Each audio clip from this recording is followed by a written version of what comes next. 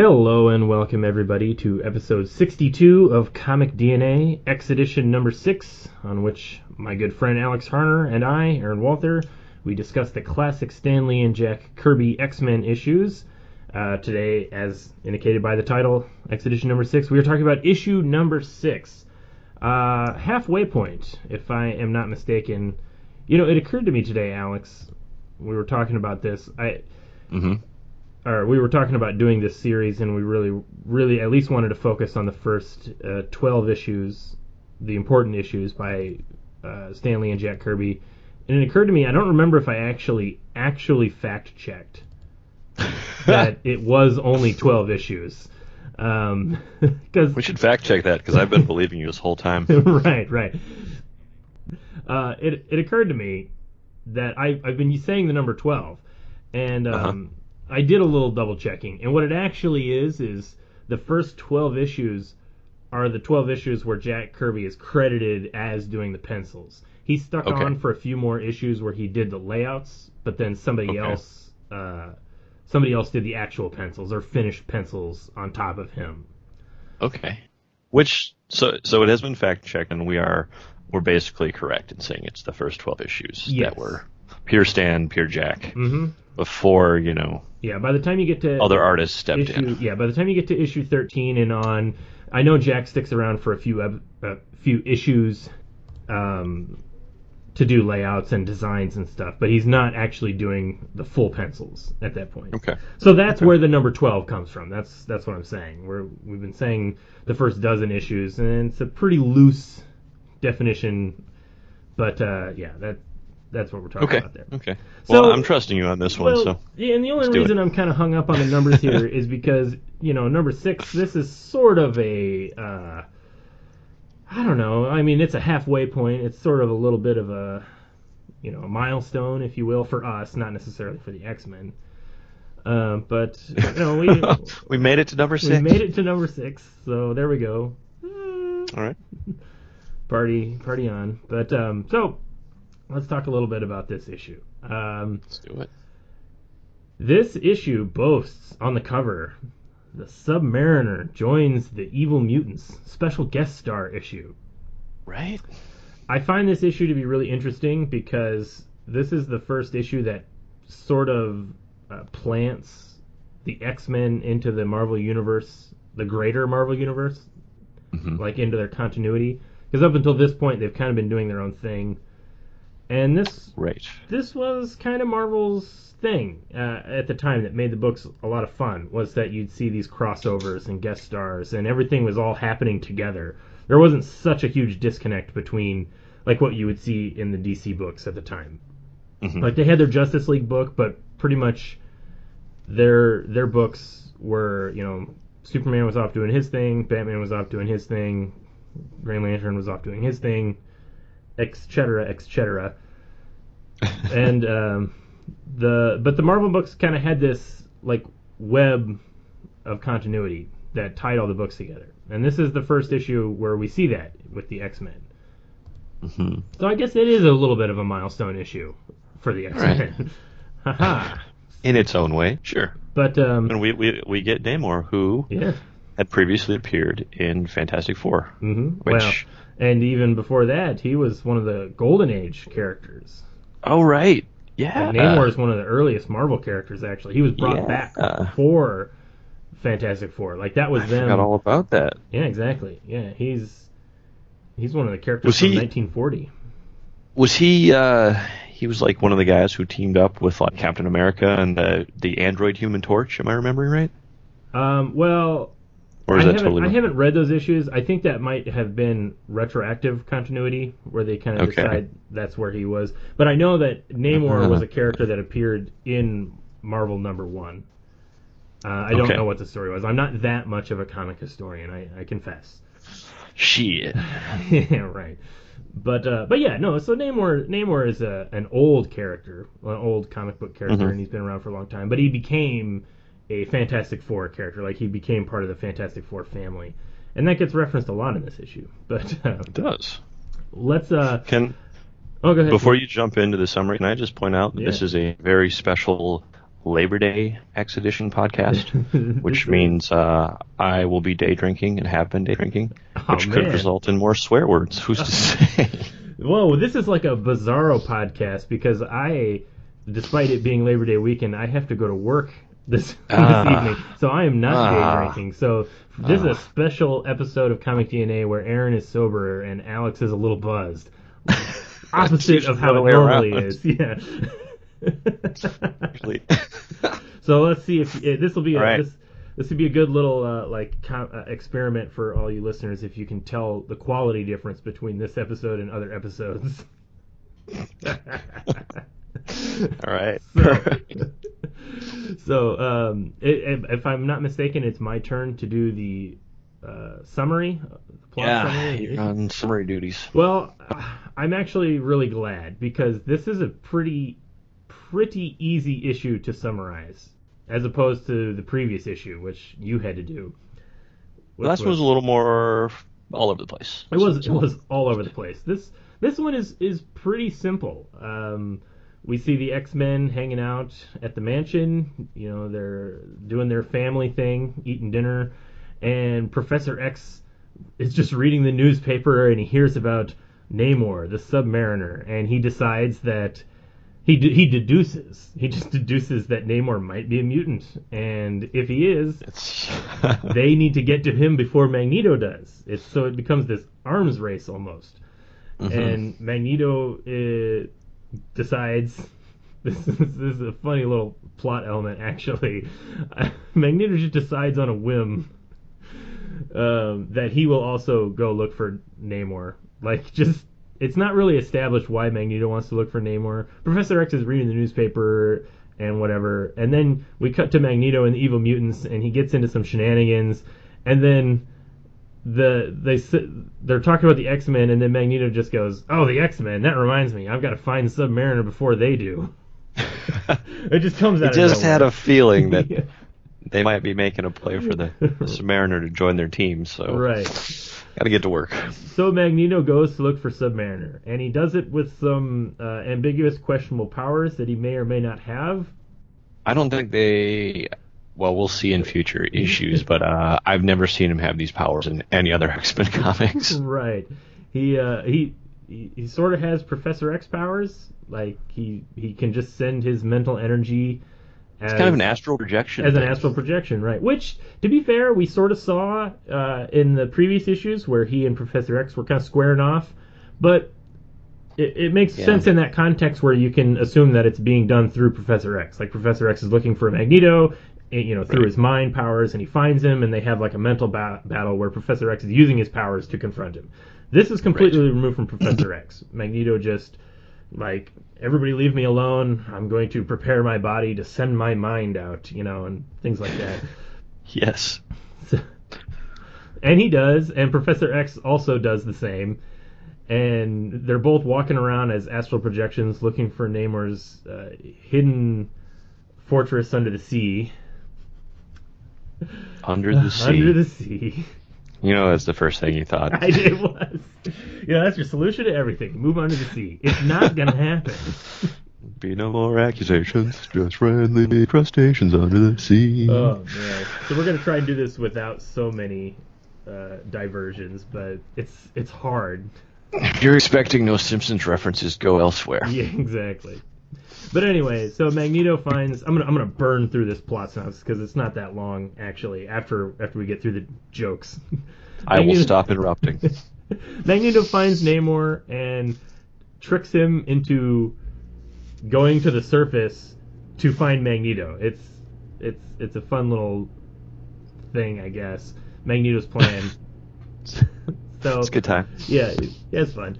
And so Professor X actually is really clever and is like, rather than try to find Namor, I'll just let Magneto find him, and then we'll just go confront Magneto. Because Professor X knows where Magneto is, because he's so smart, even though Magneto thinks he's hidden.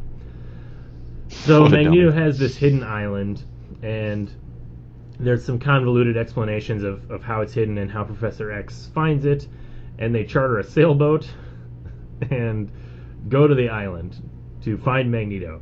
Namor shows up, and he and Magneto have like a confrontation. Namor's trying to decide if Magneto is worth being an ally, like if he's worthy of Namor's Namor's greatness, because he is royalty. Right. And they basically get into a conflict. Namor doesn't really like Magneto. Then the X-Men show up and start a fight, and Namor is basically just fighting the X-Men just because. He just hates everybody, I guess. He's just a big jerk. He's incredibly arrogant. And yeah. You don't respect him, and he exactly. throws down. Yeah, he's trying to have a showdown with Magneto, and like Magneto tries to trick Namor into joining him by presenting Scarlet Witch to him. This is where you get classic. Magneto's really weird in this issue. I mean, you got Magneto, like, of all the evil things that he's done, he's just going straight to pimping now, where he just takes Scarlet Witch and is like, go talk to. I just want you to talk to him. That's all. Just talk. You just got to meet him. And it's at this sequence, you're gonna have to show the panels because it's a whole sequence. Man. Jean Grey has been getting a little bit better in terms of like a competent female, but Scarlet Witch just continues to just be kind of like, we owe him a debt. I know. It gets bad. Embarrassing. This issue, yeah, we'll talk about that more. But basically, so the X-Men fight with Magneto and Namor, and the X-Men are actually kind of able to beat the Magneto's Brotherhood of Evil Mutants, and then Namor actually turns on Magneto because he doesn't like the way Magneto talks to women, which is, it's just, I don't know. He's got his code. He's got a code. Chivalry is alive and well in Namor. Under the sea. And so then Magneto and Namor start to fight, and then it's just sort of like a mad, like, Namor's fighting with the X-Men just because the X-Men are there, and they start fighting him. And it all kind of ends because Professor X takes quick speed. I did it. I was so sure I wasn't going to do it. I always get. Did you say quick speed? I did. And it wasn't a character purpose. from your own comic book? Yeah, my own comic book has a character named Quick Speed. Not related to Quicksilver in any way, other than that they have the same powers, but. But Quick Speed's double fast. Quick Speed's exactly. He's 2 times fast. He's fast twice. But so yeah, Professor X takes Quicksilver as a hostage, essentially, brainwashing him and controlling him like a puppet. And but he lets him go because Professor X is a good guy, and mostly. And then Magneto decides he's just going to kill everybody. He's going to kill Namor specifically because Namor won't join him. So he's going to use his giant magnetic device that is literally a giant magnet, like a horseshoe magnet. And we've seen it a few times now. Yeah, we're seeing this theme. He's got a theme. And he attacks Namor, and then Namor just brushes it off because that's how strong he is. Namor is the best, cannot be defeated, and he just leaves. Now Namor is just upset with the way everything has turned out. So he just walks away, and Magneto gets just furious, and he's taking everything out on his underlings. And then he just leaves. They have to escape because Professor X, I guess, again, Magneto retreats. Like any type of opposition, Magneto runs away. And Quicksilver and Scarlet Witch run away with him. They join like last minute. At the last minute. Come on. It's bad. And we're getting into this. So question. Well, like, first of all, there's the questionable powers that Magneto has, and then also the character motivations, specifically with Quicksilver and Scarlet Witch, are starting to break down for me. And yeah, I agree. So we're there's so many places to go when we're talking about this issue. I'll just go ahead and say, like, I kind of like this issue, but I also kind of really don't. Like the story. So first impressions. Yeah, my first impressions is I actually like the way a lot of this issue looks. I like to see Namor I like the idea of generally the basic idea of Namor kind of getting involved, and I like the idea of the X-Men kind of being drawn into the larger continuity of the Marvel Universe. Mm-hmm. But really, this story is pretty light. It's pretty empty.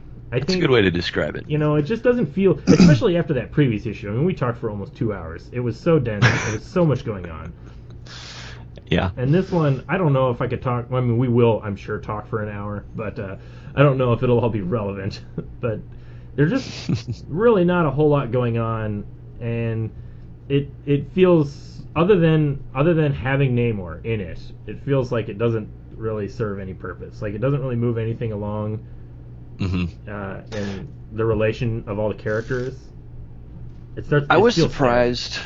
Yeah, I was surprised that that Magneto and the Brotherhood of Evil Mutants were back again. Me too. Yeah. Because the way it had been set up, we met Magneto, we had 2 issues off, then Magneto came back with his team, and it was a little bit, the stakes were a little higher. It was a little bit heavier. Right. It ran for 2 issues. And then I assumed we'd kind of like not see them for a bit. Right. And the next time they showed up, it'd be another big deal. Like, it's the arch enemy. They're here again. Right.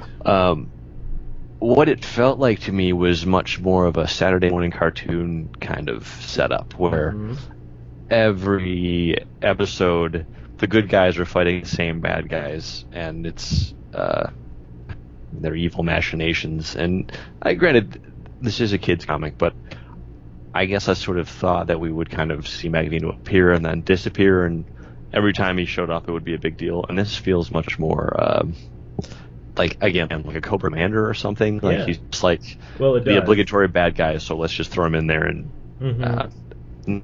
not much really worthwhile happens. Right.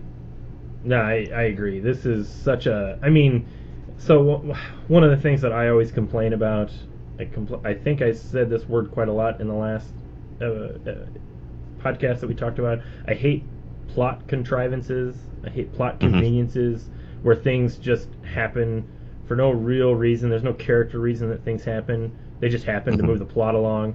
So I'm willing to accept the coincidence that Professor X is just reading in the newspaper and they're talking about Namor, and he decides, let's go find this guy, and kind of see what's up with him. That's fine.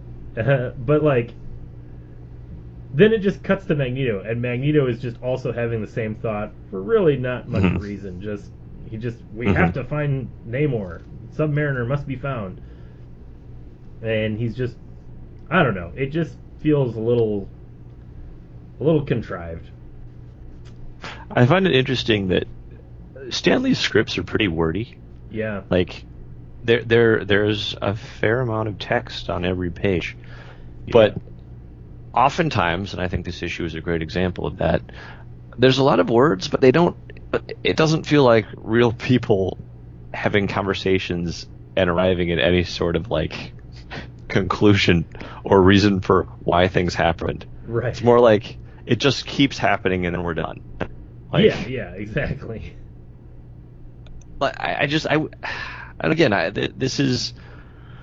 this ties in again to the way that the comics were written, the art, and then the words came afterwards, and it ties into the audience being younger. But I don't think there was ever really a pitch from Professor X toward Namor of, we're mutants and we believe this and we'd like you to join us. And right. Am I forgetting? That never even happened. It was really just a lot of bickering, and then the issue was over. Yeah, it was just they fight, and Namor makes a little bit of a grandstand where, because he's against all surface dwellers, human or mutant, and right.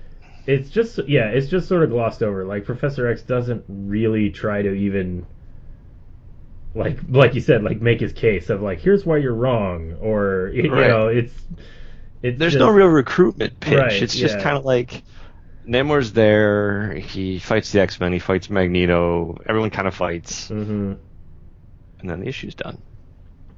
Yeah, that's it's not great. It's not great. It's not great storytelling.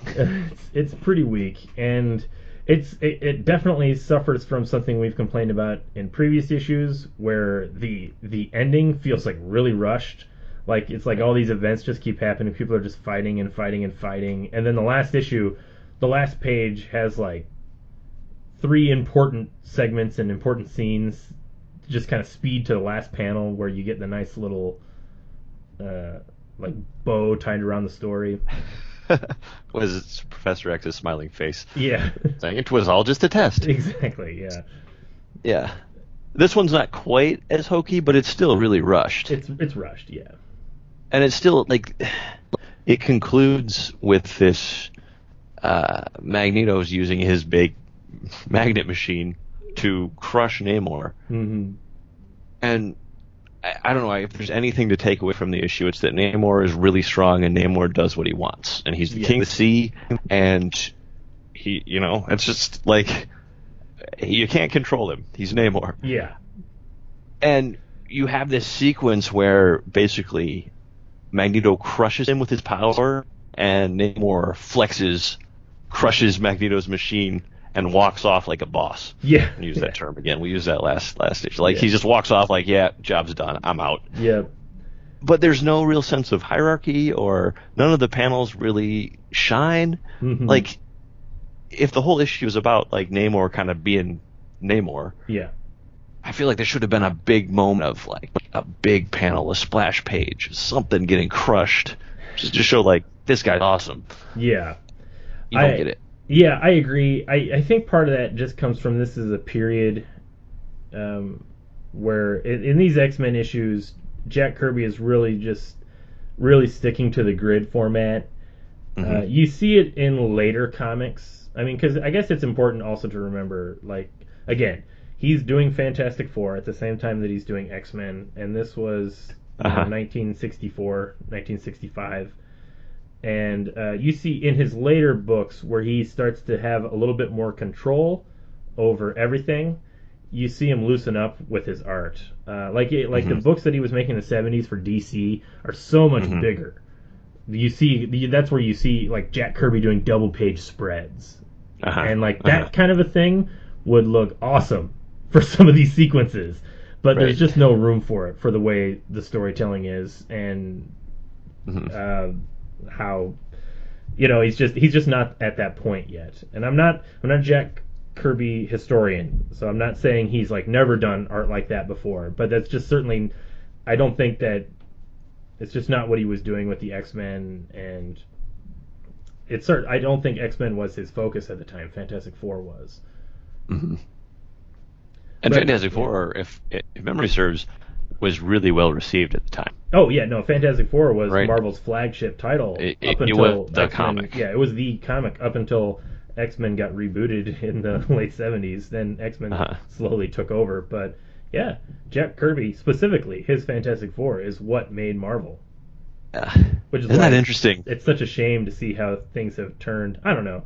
That's a different podcast. We can talk about that, I think. Sure. It's fascinating. Yeah, well, it is Fantastic because Four can't catch a break nowadays. Fantastic Four can't catch a break, but X-Men have gone down that same road. I mean, remember when the X-Men was top dog of everything, and now it's been kind of shifted over to the Avengers. Different books, different properties have their ups and downs, and there are lots of outside factors other than just the characters of the creators involved. But yeah, this issue, it could definitely benefit from some of that more dynamic art, you could say, which I do think that, despite that, I do think that this issue does have some dynamic art in it.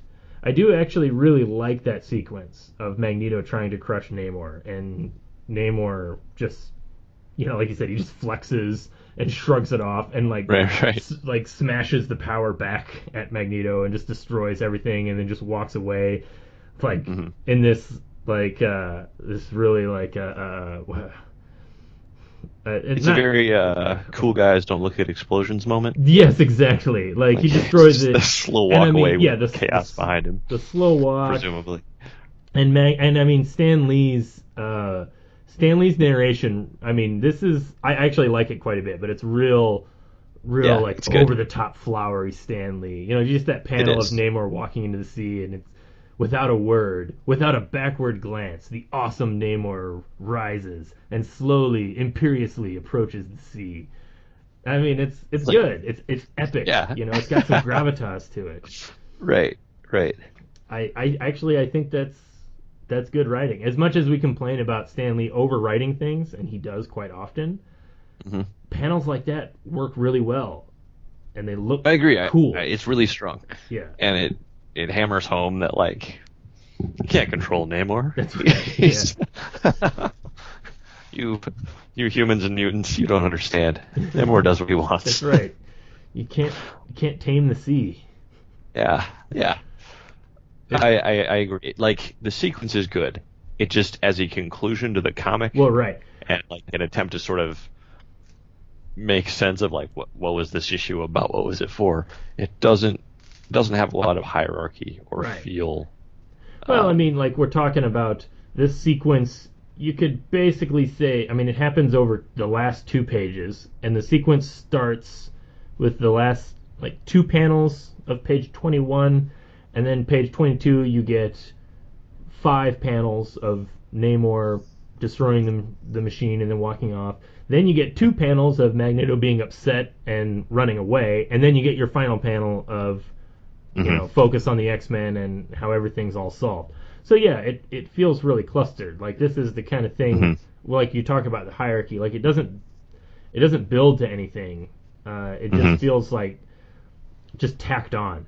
Just like you just got to tack on these couple of panels to. You got to fit it where it fits. Yeah. Yeah. Throw it in where it can fit.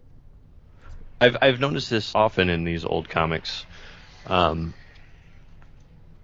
When I think of laying out pages, so when I see contemporary artists, generally, if you have a sequence that is contained, that happens in a certain place, you try and fit it within a page. And then when you switch to a new place, like when you cut and you go to your next scene, generally that's on a new page. Correct. Not everybody does that, but I think in contemporary comics that's pretty common. Absolutely, yeah, that's pretty standard. Like you treat the page as a scene, and then if you're gonna cut, you go to the next scene on the next page. Oftentimes, and for any number of reasons, you'll get like 2/3 of the page, or you'll have like 4 out of 5 panels or whatever be one thing, and then the last panel or two it cut, and it always feels a little like there because it had to be fit in, not because it was the best way to tell a story. It's interesting. I agree, and I think that's something that just came from the evolution of storytelling, comic book storytelling, because this would have been at a time where it's just each panel. I actually have a theory on this, and I think that one thing that makes like these older comics really neat is that what you're talking about, each page is kind of considered a scene. That's definitely how a lot of contemporary comics go, and there are a lot of reasons for that, because you have a little bit more control over the flow of the story and like how you make revelations, because you have the physical act of turning the page, which it is an actual physical barrier that allows you to separate things, and it makes it more like aesthetically pleasing or easier to understand for the reader. Like if you're just looking at a page and this is all one thing, and then I turn the page and I'm physically, by my own interactive nature with the work, changing it to another scene. And when you have these old books, there's no like reader interaction. Like the scene is just changing on the page, and it makes it look I do think that it has less of an aesthetic appeal because it's jarring. Like there's just like the reader has no control over it. And I think that is something that can, like you said, it feels weird, or you don't like it. But I'm gonna say part of the reason I think that, well, I'll just say that one of the things, just I agree with that. Like I prefer the aesthetic of more modern comics, separating scenes by page, but I do really love how old comics, really the focus was just each panel was its own thing. Like each panel was its own scene. And I love the way a lot of old comics can have these really wonderful single panels that can kind of sum up everything. And just like a single panel with just like one image and then one narrative caption box that has a couple of sentences. And you don't really see that in a lot of modern comics because they've allowed themselves to spread out a little bit more into a more aesthetically pleasing thing. And of course, narration is more, I don't want to say like taboo these days because lots of people still do narration in their comics, but there's less of a need to do overly wordy narration because you're letting the scene play out in a more aesthetically pleasing way, so the reader can just look at the full page and kind of understand what's going on. I think we've talked previously where a lot of the art is so cramped into these small panels on this page, you almost need the narration to sort of help the reader understand what is actually happening. Like just taken by itself, like a single panel, there's no panel-to-panel continuity for some of these action scenes. It's just this happens. There's a lot more hopping to exactly, yeah, and put more separation between the things. Yeah, that's correct. I mean, you can read all about this in Scott McCloud's Understanding Comics. He talks about the way panel continuity works. But you'll see that in a lot of these older issues where there's less direct panel-to-panel continuity. One panel doesn't necessarily lead to the next panel. It's each panel. I don't think there's a comic page in this issue, but it will not be uncommon to see the majority of panels are actually their own little scene, and each one operates as an individual scene. And when you're doing that, you need the narration to kind of place you in the scene and guide you as to what's going on. And you don't need that as much in the more modern comics. That makes sense. It's as if it were a film, and you had your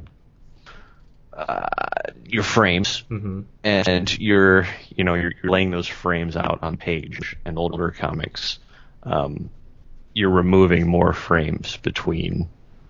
Yes, exactly. One image and the next. Whereas to newer comics, you're showing more tiny increments. You let the scenes have more room to breathe, which requires less narration, less grounding in the scene. Right. So it's interesting. Yeah, it is interesting. I find it very interesting because I like to study the way comics were created then versus now, and in other countries, because European comics are slightly different than American comics, and Japanese manga is its own beast. Absolutely. So, but I do think it's like you can look at these old comics and just see like, oh, they're so wordy. It's just Stan Lee. There's text all over the place, and it's all redundant because it's just describing what's going on in the scene. And I can agree to that. That's when it's done poorly.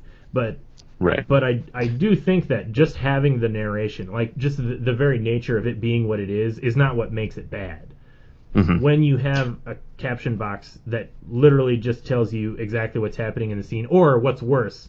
I mean, to be fair, you don't see this too often in the Stan Lee issues. I don't think. I think we may have pointed it out once, but you don't see too many caption boxes that say that like the narration describes what's going on in the scene, and then the character also describes what's going on in the scene.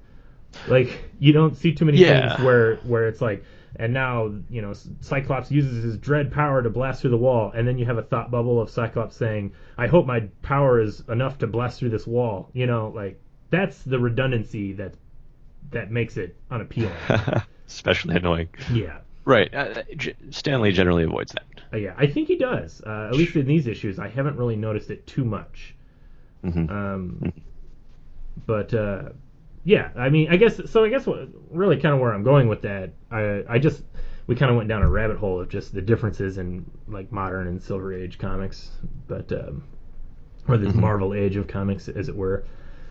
But because I do like them, and I spoke earlier about how I kind of like this issue, despite it being a really empty story that serves no real purpose in the ongoing X-Men story, like there felt like there was some momentum in the first 5 issues, like you alluded to. The first issue we introduce everything, then the next 2 issues we kind of get a villain of the week, establish the X-Men as their students in training, and their mission is to find other mutants, and help Right, them, it protect fleshes out them. their mission.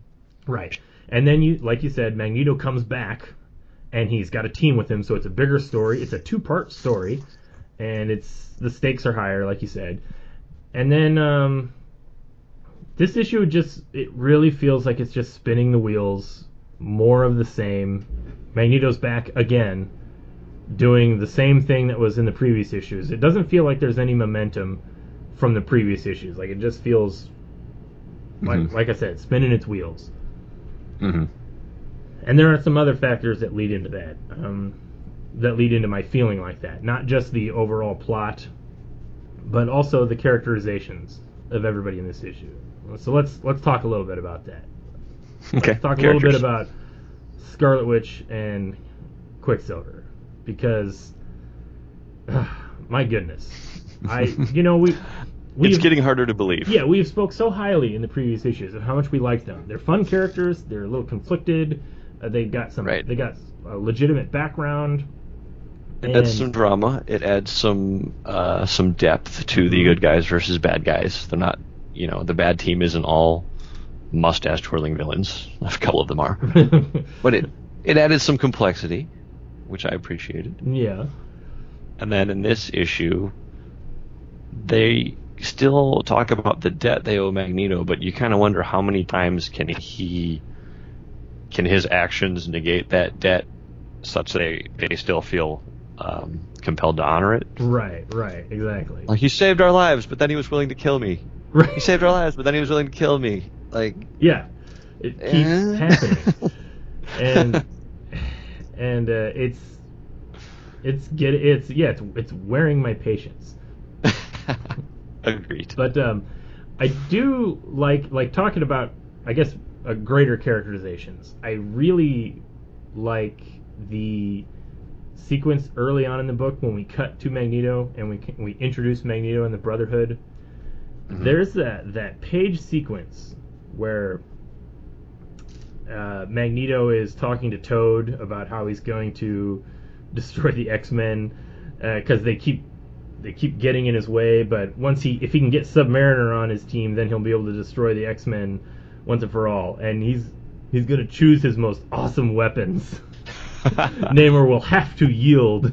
And this is actually an incredibly well rendered page. Like, this stands out way above all the other pages.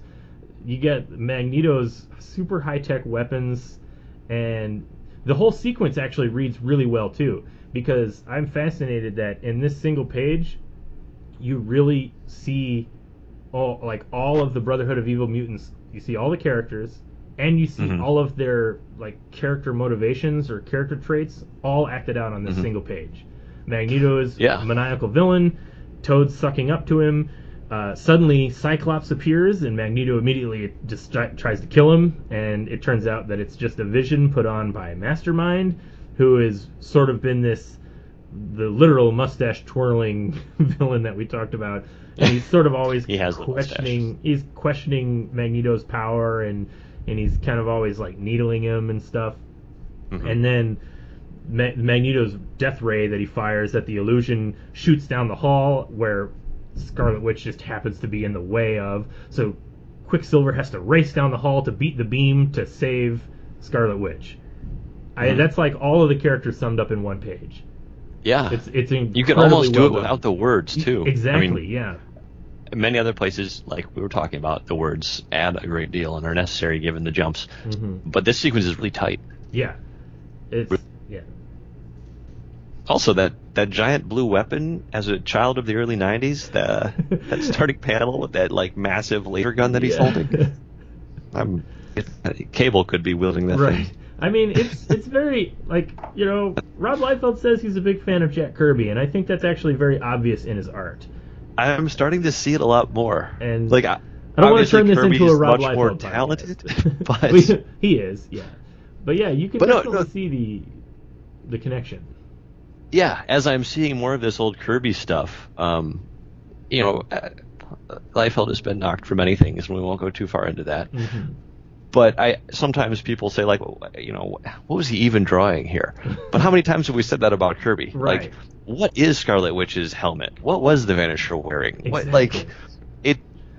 it gives me a greater respect for sort of the kind of raw devil may care imagination. Like, whatever, I'm throwing it out there. This is from my brain.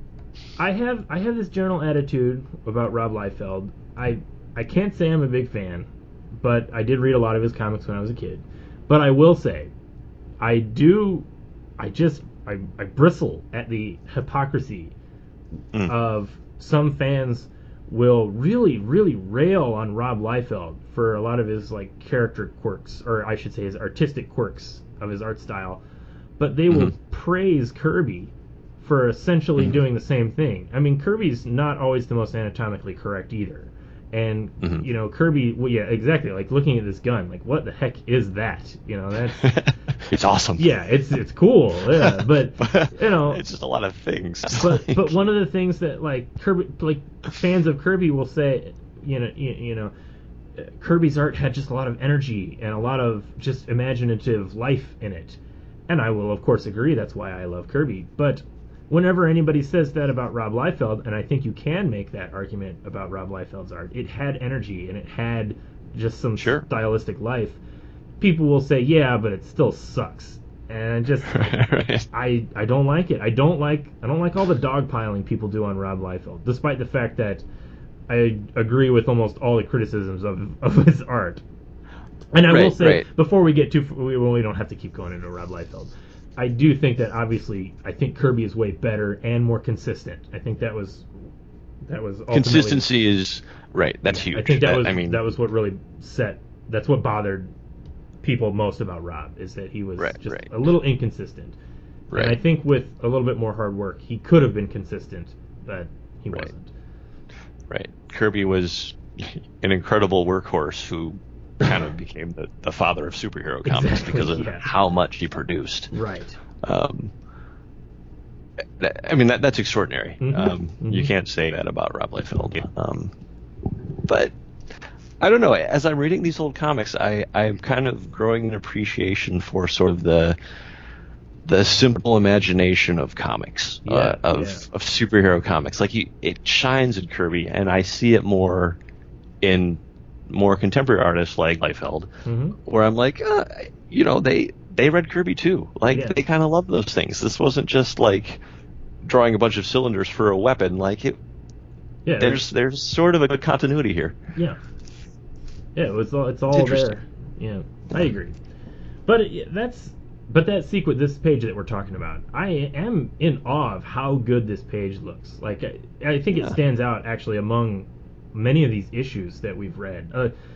Like it's really well rendered, and as you said, it's a great sequence, and all of the characters are represented. Like it really just, like when I talk about like the economy of storytelling in comics, because that's something that I'm very focused on. One of the things that comics does really well is it can provide you with a lot of information in a very quick and easy to read format, and it's also easier to understand because you're reading it. It's not a movie that you are just watching. You're not a passive observer. You're an active observer. And so you can absorb all this information really quickly. This sequence is a really perfect example of that. Like subconsciously, you're being told a lot of things about these characters in this basically one-page action sequence. It's really well done. Agreed. I feel like too, like when you said that it's well rendered, shooting from the hip here, I feel like the line work's tighter in this issue, or at least definitely in this sequence. I think it is too. I think we could compare like a lot of these pages, even in this issue. These pages, this feels more like the Fantastic Four Jack Kirby than some of these earlier X-Men. Like we complained about issue 3 a lot. I thought issue 3 just looked sloppy, boring, loose line work, not fun character designs. But you see.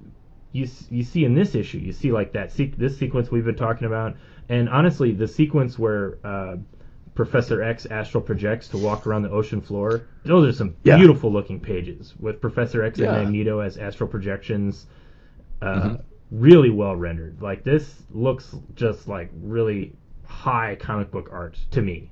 This is what great comics look like. I wonder if it was like a function of Kirby having a little more time, if the inker, Yeah, there you are never so quite many. know how the inker and the artist are playing off each other. Right, exactly. I didn't check if there's how many times we've switched inker. I don't think it's actually been that many. If I'm not mistaken, this issue has a different inker than previous issues. Okay. This issue is inked by Chick Stone. Inked with care of Chick Stone. Yeah, okay. I haven't seen that name before, so that's interesting. That adds a layer of nuance. And that's there. something that I've heard people talk about a lot, is that Jack Kirby's, like, the quality of his comics vary greatly depending on who's inking him. And a lot of times you'd have, shall we say, sloppy inkers on him, and they did not look great. Yeah, the previous 5 issues was Paul Reinman inking him, and this issue has Chick Stone, and I think there's an incredibly noticeable difference. It just seems so much cleaner and sharper. Yeah, and that I haven't compared them side to side, but just in flipping through it, I read it earlier today. It seems tighter, crisper. Yep. Just altogether, it's nice. Yeah, it's a really good looking book, which I guess is what bothers me, because I think it is good looking, but I'm still just kind of left pretty undazzled by the story. Yeah, the story is just kind of okay. Yeah, the story's okay. I like Namor, honestly. I like Namor kind of butting heads with Magneto, but we didn't talk more about Scarlet Witch. We were talking about the characterizations. Because I think that pretty much everybody's on point in this issue. Everybody else, they've got the X-Men characters down. They know who they are and how they are. Angel's still pretty boring. But I guess he's in his dapper suit in the first page, and he looks. He's got an iconic quality to him. We know what he's about. Yeah, he's. I mean, his handsome fellow. He's got a pinstripe suit. He looks. He looks dapper. But yeah, the X-Men are the X-Men that we've all come to know and love, or at least understand. But yeah. Silver Witch is just killing me here. Scarlet Witch. Scarlet Witch. I'm sorry. I'm gonna take two. But yeah. No, we're good. Yeah, Scarlet Witch is just killing me here. There's just very little it's a plot contrivance, right? Yes. There's very little attempt at fleshing out her character or making her act like a rational human. She's just getting pushed around and accomplishing very little. Right. She does nothing. I mean, I really dislike the sequence, of course, where Magneto is gonna that's Namor's one weakness, is that he. I mean, this was the story. Loves the service to other women. Yeah, this was the Fantastic Four story. He falls in love with the Invisible Girl, and that's how they eventually defeat him, because that's a different story, but that's his weakness, is that he falls in love. He's got a weakness for women, and so Magneto doesn't really know that per se, but he just decides, we'll just shove Scarlet Witch in there, and he'll, he just needs to keep him busy or distract him or, convince him to join us. I mean, that's how they got Blob to go talk to Professor X. That's how the X-Men did it. Jean Grey showed up, and Blob was all like, well, I guess I'll talk. You got a dame here. Yeah, exactly. I'll go with the dame, the sexy dames. Yeah. But there's a lot of comics between here and Chris Claremont's run, but I really wonder if a lot of Claremont gets props for making a lot of his women tough. I think so. I mean, I wonder how much of that is a response to these early issues where it's just they're so helpless. I mean, Scarlet Witch non-characters. Scarlet Witch looks like she's about to cry all the time, and then she reaches out to tap Namor's shoulder and then accidentally causes her hex power to go off, which is kind of an incredible panel in and of itself. I have to wonder how this sequence was. What was the intent with this sequence? Because it's so it's so heavy-handed in the writing, with her thought bubble. Stanley is really going into it and just explains everything. This has the type of narration where she's explaining exactly what she's going to do while she's doing it. I'll approach him, tap him on the shoulder, and then, oh no, I carelessly made a gesture. It will cause my hex power to operate. Like, what a terrible, awful line. And then it goes off, but fortunately Namor is Namor, and you can't hurt him. He's just too tough. Yeah, no more. He gets electrocuted, but it's no more than a jolt. Right. But then he does but the thing is, like, Magneto's plan almost works because he does fall for her because he's a sucker. And then he's like, no, I can't allow myself to fall in love with another woman. Yeah, there's a good line about how he can never make himself vulnerable like that again. Yeah. Like he's aware it's like it's Achilles heel. Achilles heel, yeah. Which, I mean, I think there's a little bit of truth to that when you're talking about like character archetypes. What's that old Johnny Cash song about the big strong man brought down by love? I don't know. Mm-hmm.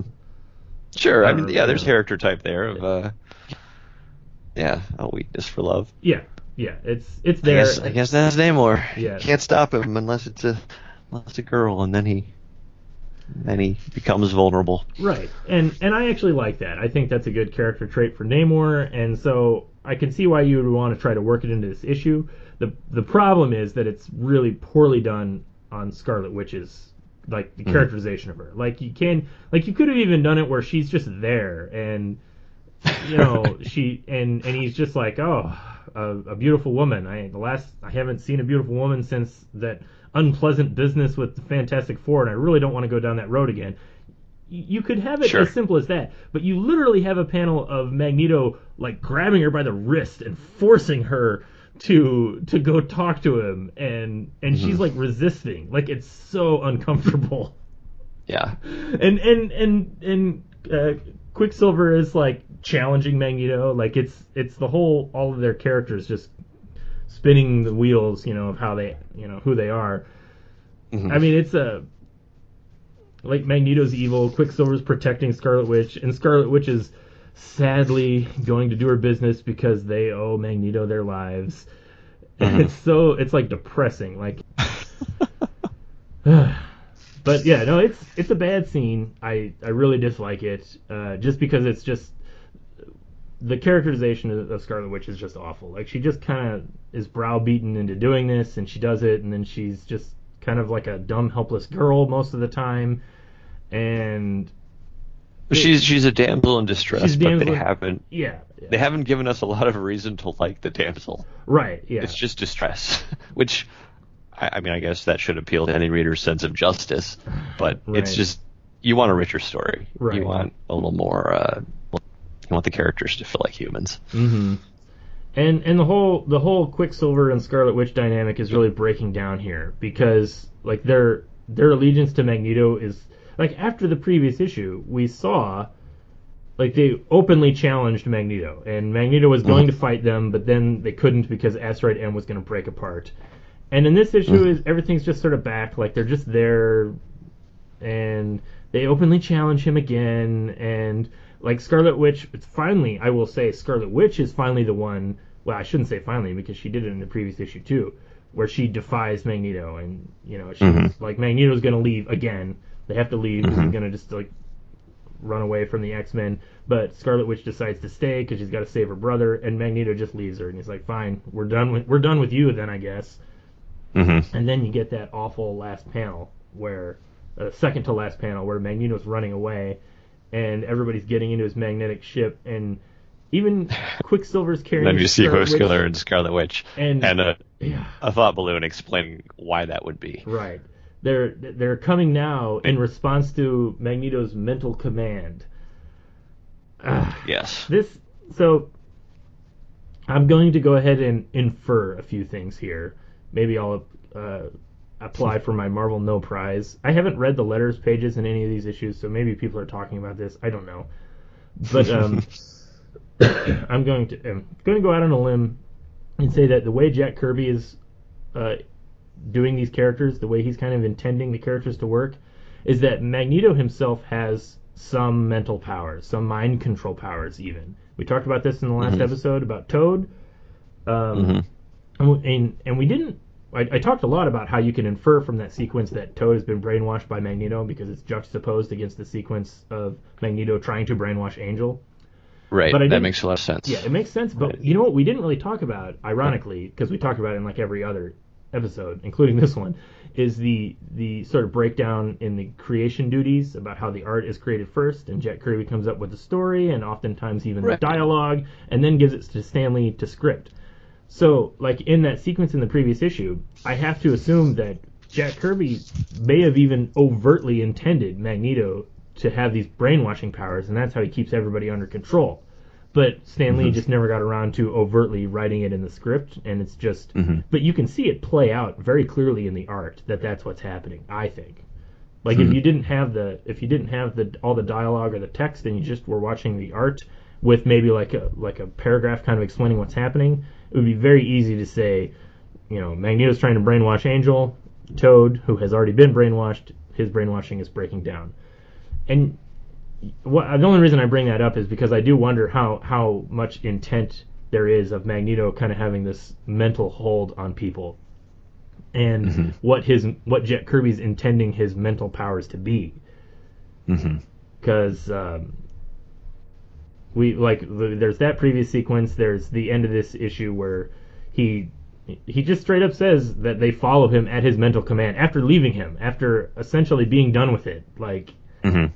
Then they're just back, and it's specifically at his mental command. And then of course we have the big important scene that starts off the whole plot, where Magneto projects himself like through mental power to just walk the ocean floors to look for Namor. So yeah, that does seem to imply that Kirby intended him to have mental powers. Right. But and I can see the intent from a storytelling point of view. If Magneto and the Brotherhood of Evil Mutants are supposed to operate like the dark, opposite of the X-Men. So Magneto's powers are like the evil version of Professor X's. So they're trying to make him more, by giving him mental powers, that makes him more of the dark opposite of Professor X. I can see how that plays out, but it's really ill-defined, that's for certain. Agreed. Yeah. It's unfortunate that it just leaves this sort of sense of something's not being addressed that was intended. Yeah, exactly. There's a little bit of a disconnect between the story that Jack Kirby is drawing and the story that Stan Lee is writing. And I think that's you're seeing that in this issue especially a little bit. But we've seen it in previous issues, the disconnect. Stepping back a little bit to the just Scarlet Witch, sure. Quicksilver dynamic, like a lot of their presence in this issue just kind of feels sloppy, and like it's not as believable anymore because we're just seeing things repeat from previous issues, and their motivations don't make sense. Like on one hand, I want to blame that on bad writing, but on the other, I kind of wonder, given the time period, if there was a certain sort of like they're establishing archetypes or icons. So eventually, as we know, eventually there is a turn, and Quicksilver and Scarlet Witch become good guys.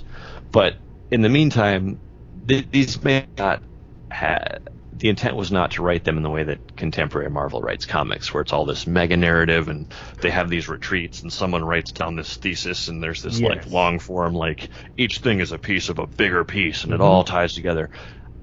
It's possible it was just like, Scarlet Witch and Quicksilver. They're conflicted. They're going to be that way for a while until they're not conflicted. That's their role in the story. Yes. Right. No, I wish the writing made that more believable, but to some extent it didn't matter because this was the 60s and kids didn't have to collect every tie-in and every issue. Maybe they just pick up 2 issues out of the first 10 and they understand what everybody's talking about when they say, oh, the Scarlet Witch and Quicksilver, are they going to be good guys or not?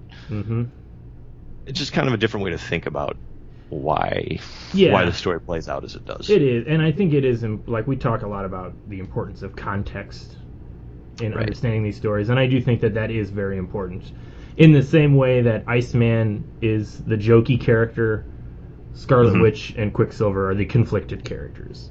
Right. And as, reading more modern narratives that are maybe tighter or a little bit more conclusive, you got to remember these are just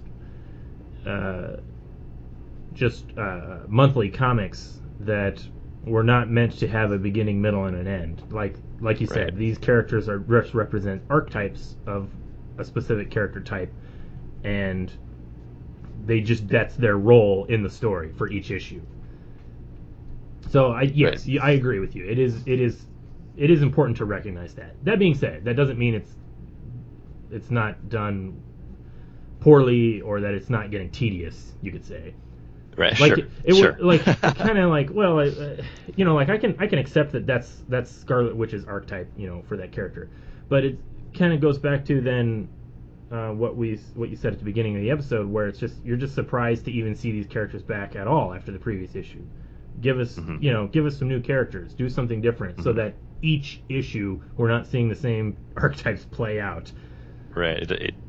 So that it doesn't feel like filler. It doesn't feel like filler, exactly. So that's really my complaint. It's just that combination of, like, we already saw these archetypes play out in the previous issue, and here they are again. And if we're going to keep seeing these characters, I want to see them move in some way, or at least give me a story reason for why it is the way it is, rather than just expecting me to understand that it's their archetype.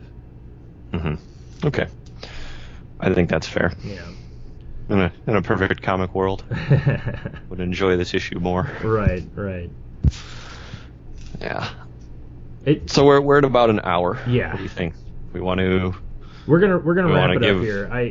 I mean, we can't keep harping on the same old complaints. There was one thing I wanted to talk about.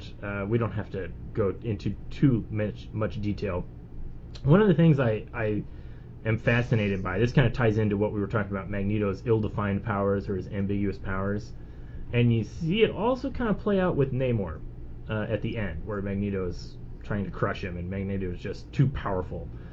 And it is the way that these older comics, their powers are really ill-defined, but there's also just this level, there's sort of this attitude of, like, the characters just have different power levels.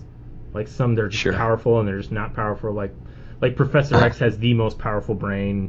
He's just powerful. And there's even something about that with Cyclops too, like talking about his full blast. His dread power. His dread power, yeah.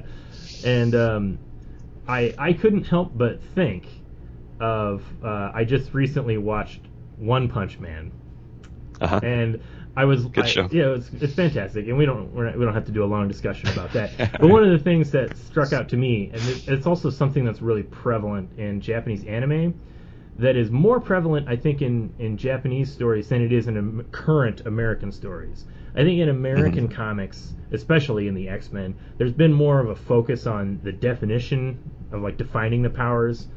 Like, this person's power works in this way, and this is what they can do. And it doesn't really matter how powerful they are, because if you only have the power to do this one little thing, it's only going to be so helpful, Right. Whereas in these older stories, there's just this indefinable nature of just powerful strength. And I thought you see that play out a lot in One Punch Man. It was having a lot of fun with that, of just power levels.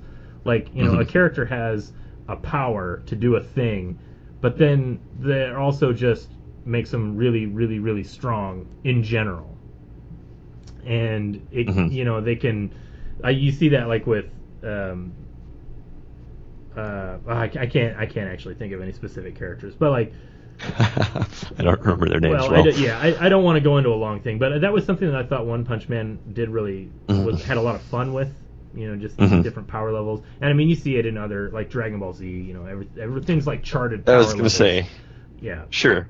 And a lot of times that power level, like, it might get a number or an explanation or a grade, but in the fight, like, ultimately the fight is won because they just dug deeper and they tapped into some stronger, even greater sort of force of willpower. Exactly, yeah. And that's just who the character is, so that's how it's going to be. Yeah. Like...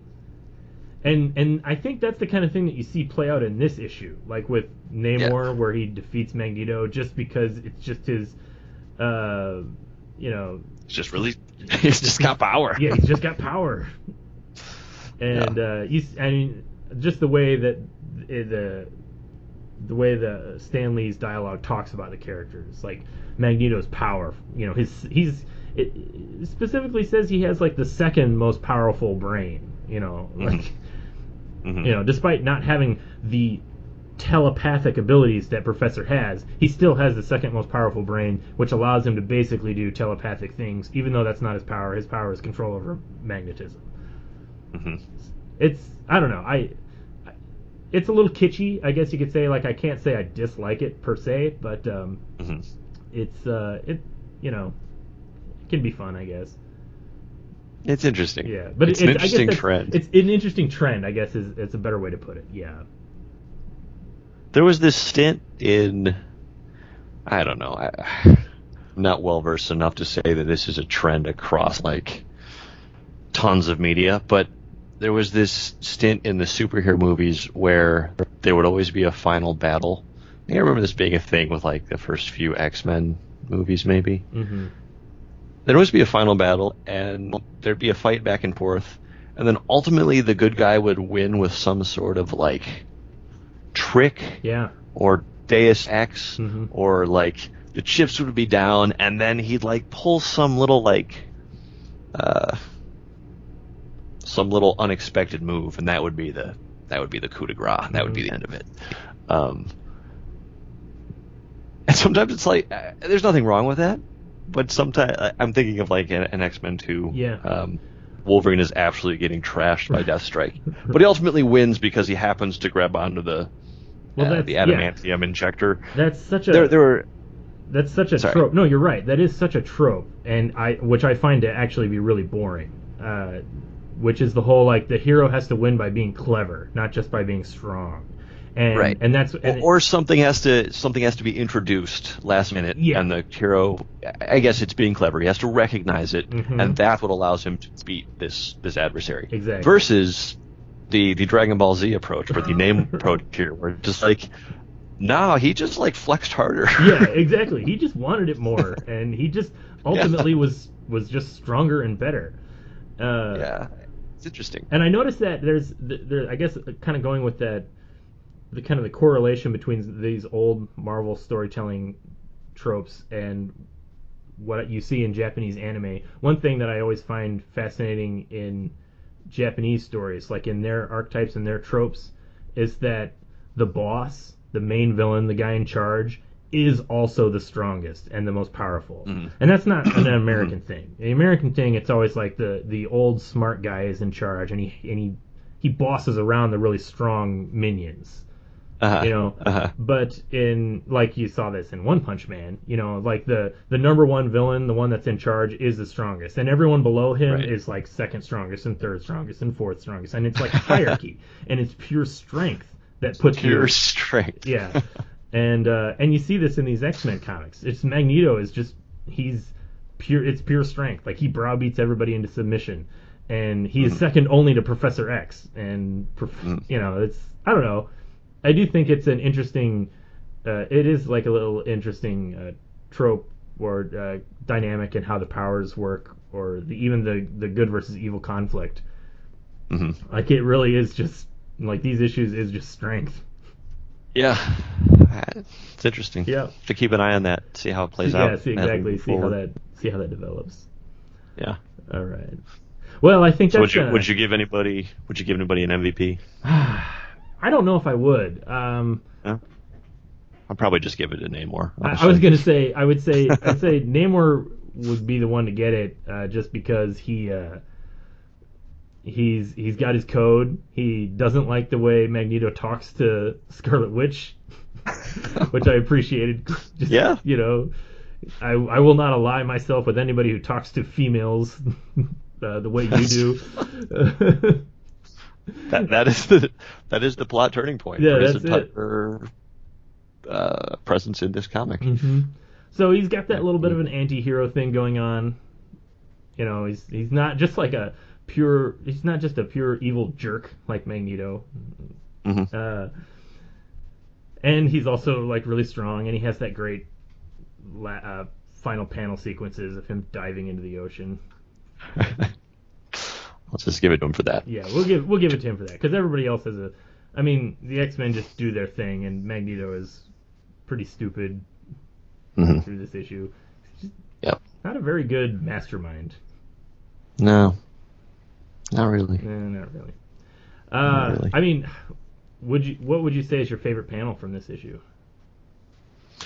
I do think that there are some incredibly well-rendered panels. Yeah, like we said, it is well drawn. Mm-hmm. It's neat. Probably though the one where Namor's walking off, I think it conveys a lot. Or because of the '90s kid in me, the one with Magneto and his giant gun. Yeah.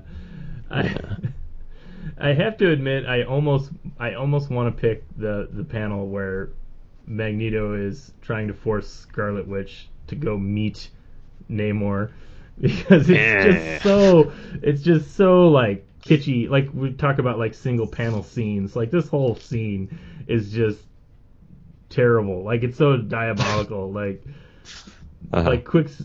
Quicksilver standing up to Magneto because Magneto's gonna force Scarlet Witch to go meet Namor.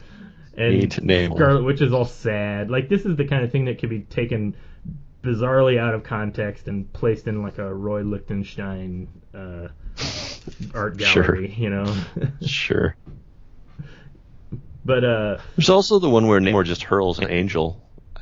It's not the best thing in the world, but... It is a good one, yeah. Like, that little fight they have in the air, and Namor just grabs him and throws him, shows off Namor's strength. I wish, yeah... It could have been better rendered. Sure. Well, like, you don't really get to see the effects that Namor is having on Angel. Like, you see Namor say, what use are your wings now when I can hurl you so far and so fast that they flatten helplessly against your sides? You don't see that. Mm-hmm. You don't see Angel, like, hardly at all. You just are told that that's what happens. Mm-hmm. But, Namor getting into a tussle is good. But yeah, I don't know. I mean, the best rendered panel might be Magneto's gun, but the final panel of Namor walking away is probably the best out of context panel, I think. Like not in a kitschy way. Like it really is just a great panel. It sends it home. It conveys a lot with a single image, and you could have ended the issue right there. And I mean, I guess you wouldn't have your little like. What happened to Magneto? Did he get away kind of moment? But it's certainly a more majestic ending to just have Namor leave like that. Yeah. Anyway, so I don't know how many Namor ankle wings. That's what I was thinking. Namor ankle wings out of 5. Out of 5. Is that our number? Yeah. Out of 5. I don't know, 1.5 or 2. Yeah, There's plenty to like, but the story is just it's not very interesting. Right. And at this point, I feel like we've given enough. Like, well, the art's pretty good, so we'll. Exactly. I need to see some more storytelling chops here. Yeah. So I think I'm going to give it 2. I'm going to give it a 2 because I think the art is an improvement with the new inker over the previous issues. And I think that it is decidedly better than issue 3, which I believe I only gave a 1.5. So, yeah, it's still better than 3. It's still better than 3, so I'll settle in at 2. All right. 2 out of 5 ankle wings. 2 out of 5 ankle wings, yep. Okay.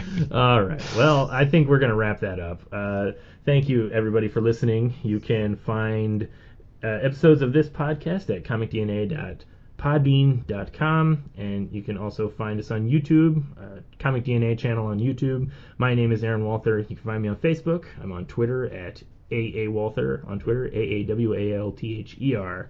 And you can find comics that I have written at thebirdlander.com and at newhavencomics.com.